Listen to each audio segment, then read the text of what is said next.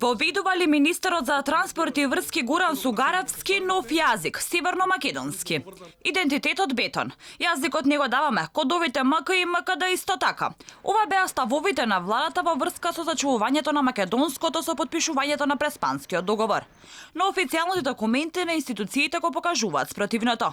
Во оглас објавен на веб страницата на Министерството за транспорт и врски за најмување на референт за техничка поддршка, наместо македонски јазик е напишано северно-македонски јазик.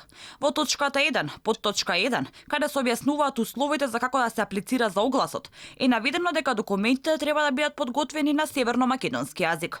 Секој предлог проект од страна на општините мора да биде одржлив од технички и финансиски аспект. Целокупната техничка и административна документација поврзана со проектите за водоснабдување и собирање на отпадни води, што ќе се финансира во рамки на проектот водоснабдување и собирање отпадни води, треба да е изготвена на северно-македонски јазик во согласно со важечкиот закон за градба на Република Северна Македонија.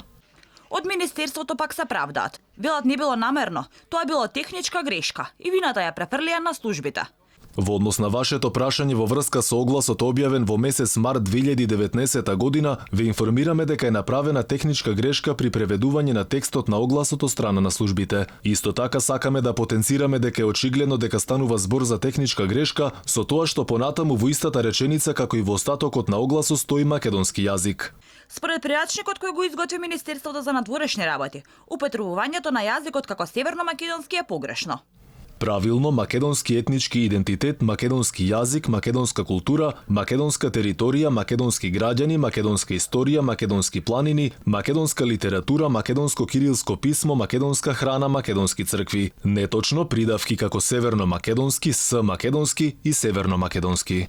Иако овие термини се уредени со прирачник, сепак голем број од странските медиуми ги употребуваат термините северно-македонски премиер, северно-македонски јазик и така натаму.